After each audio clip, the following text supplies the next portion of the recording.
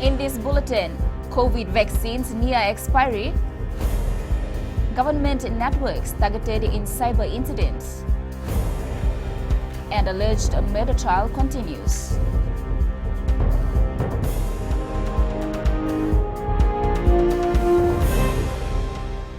It is a race against time for the Health Ministry as it tries to administer all of the currently available COVID-19 vaccine before it expires. Minister Dr. Ephraim Yongai-Nambete says they are accelerating the vaccination program this week. Fiji being amongst a handful of small nations using the vaccine, the minister says there is no room for wastage.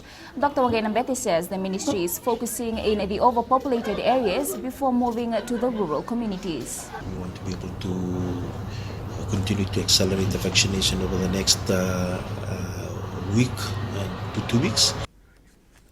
All tenants occupying public rental board flats will now have to sign new agreements. Housing Minister Premila Kumar says an audit revealed that many have been cheating the system and also responsible for illegal activities in and around these flats.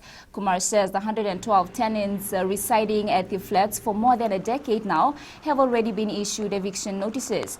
She adds PRB is tightening its grip in a bid to counter all illegal happenings in premises that are meant to house and assist the low-income earners. Now it's a requirement that PRB and Housing Authority must conduct these checks with Titles Office, with other institutions to establish an individual's financial situation before he or she is allowed to stay in those flats. The government's Information Technology Department is managing a cyber incident targeting the government network. Minister for Communications Yahya Said Qayyum says cyber experts are working to identify and contain the incident and ensure minimal disruption to services. As a measure of extreme precaution, advice has been sent across government to protect network integrity, resulting in a temporary disruption to the network, including GovNet. Said Qayyum says the network is being gradually brought back online in accordance with the security protocols, and services may take several days to be fully and securely restored. The source of the incident is likely a government server housed separately from the IATC department. A Congo national alleged to have killed his Australian wife in a violent attack in 2019 told police via video recording that their relationship was unhealthy. The trial of 39-year-old Kiala Henry Lusaka, facing one count of murder, started in the Suva High Court yesterday, where his recorded interview statement was played. Lusaka is alleged to have murdered 44-year-old Jennifer Ann Downs at their rented Service Street home in Suva on July 23, 2019. In his recorded interview, which was presented as an evidence to Lusaka, alleged that his wife was having an affair. He said he found this out when his wife was away in the Marshall Islands. The trial will continue in the Suva High Court this morning. The Fiji Teachers Union national elections will be held on Friday and Saturday. Supervisor of Elections Mohammed Sanim says this will be conducted in 22 polling stations. Sanim says the 2019 FTU national election had a low turnout, with only 500 out of the 4,558 members turning up for voting. He adds this is why polling has been extended to 2 days. Polling will take place between 3 p.m. and 5 p.m. on Friday, 16th of April, and then between 9 a.m. to 3 p.m. on Saturday, the 17th of April 2021. The Fijian Elections Office will be opening 22 polling venues around the country to cater for 4,917 union members who will be casting their votes on one of these days. The cultivation and sale of marijuana tops the discussion agenda for almost all the Vanua meetings in Kandavo. Tuina Vyavachana Baimivalu says due to multiple raids over the years, traditional leaders together with police have been discussing solutions to the issue, which has been an uphill battle. He adds they are trying to change the public perception about Kandavo. We are well aware of our roles on this island, and that's why we, the traditional leaders, meet nearly on a daily basis to fight this drug war. It's not easy, but we are working with police and our respective communities. We are trying to change the perception that's out there. One of the pressing needs for the Levuka Town Council is the continuous maintenance and upgrading of its infrastructure. Chief Executive Josese Rakuita says they are working closely with the Department of Heritage to put together mechanisms to rectify these challenges. The council is optimistic the improved infrastructure and accommodation will attract heritage tourism and as another main source of revenue for the people in the near future. We have our master plan that is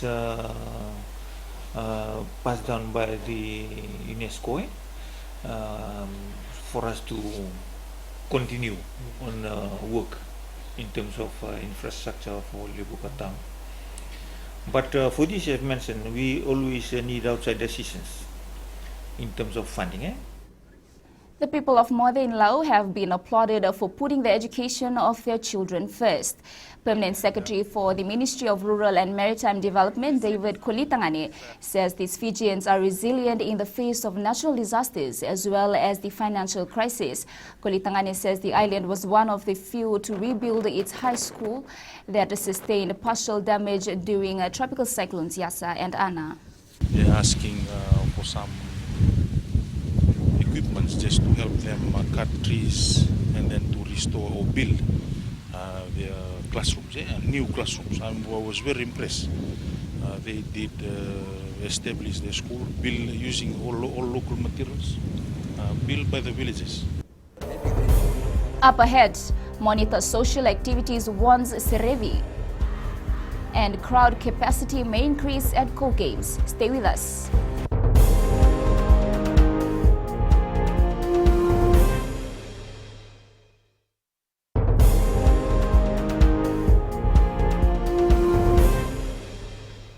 Many rugby players have a short professional career due to injuries and indiscipline, but they can learn a few pointers from World Rugby Sevens legend Wesile Serevi. In an exclusive interview with FBC Sports, Serevi revealed sometimes it is the people players associate themselves with that can cause their downfall. Aquila Dama has more.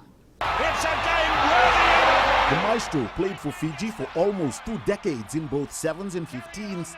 He believes many players are falling short because they don't challenge themselves. When you finish a day, you look at the 24 hours and then you have to figure out what was the good investment I did my time. A lot of players, rugby players, they don't do that. They don't train harder.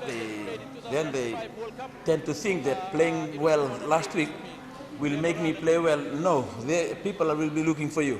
Not knowing where to draw the line in their social lives may be one of the reasons Serevi thinks many players are not going far in their careers. Maybe they don't have the right people supporting them to try and encourage them that you should go and train.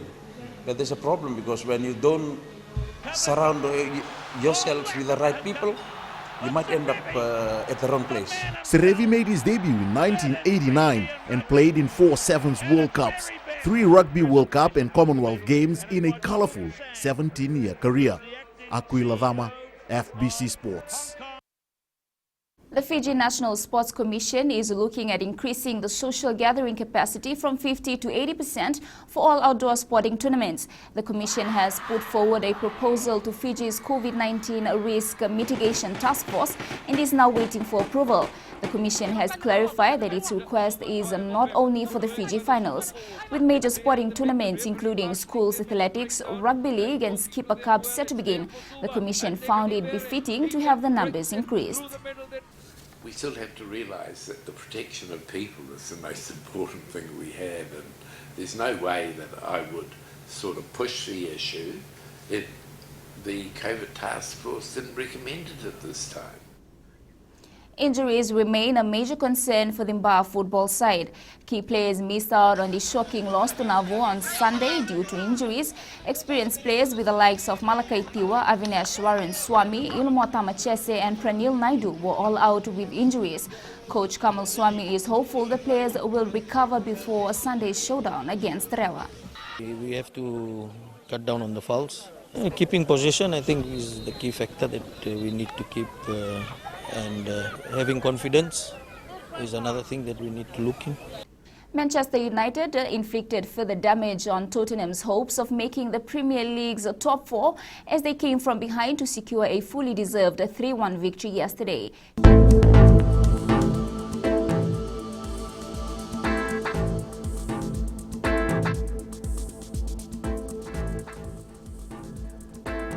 Mostly fine weather will prevail over most parts of the country. There is slight chance of scattered shower by late afternoon.